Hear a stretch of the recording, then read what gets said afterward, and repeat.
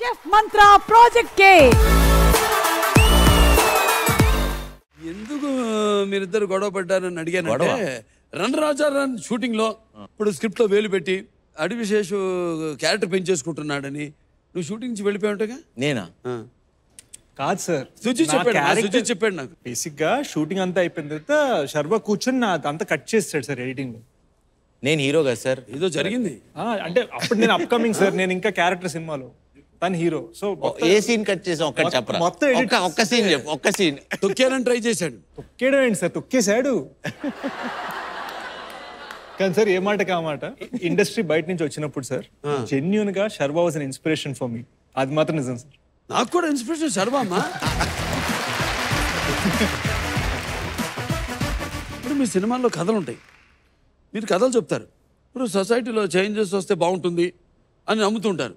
ఇప్పుడు గమ్యం కానీ అందరు బంధువే కానీ క్షణం Seshu what a film. Thank you sir. Love it. Thank you sir. ఇప్పుడు మేజర్ కానీ thank you sir. Heart move చేస్తాం. ఇప్పుడు ఎలా సెలెక్ట్ చేసుకుంటారు మా సినిమాలు? అంటే స్టోరీ ఎలా సెలెక్ట్ చేసుకుంటారు? అంటే సార్ నాకు యాక్చువల్గా కొంచెం రైటింగ్ అలవాటు ఉంది సార్. అండ్ ఏమైందంటే ఫస్ట్ వచ్చినప్పుడు పెద్ద పెద్ద డైరెక్టర్స్ అందరూ నాకు అవకాశాలు ఇవ్వలే అనమాట. సో నాకు నేను కథలు రాసేసుకున్నాను మెల్లగా. అంటే మంచి కథలన్నీ శర్వా కొట్టేసేవాడు సార్.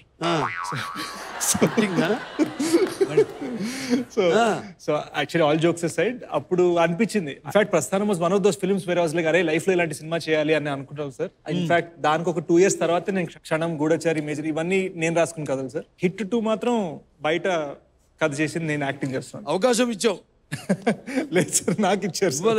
నేను అప్పుడప్పుడు ఒక సంవత్సరానికి 6-7 సినిమాలు చేసేవాళ్ళు. I'm looking forward to Veera Simha Reddy.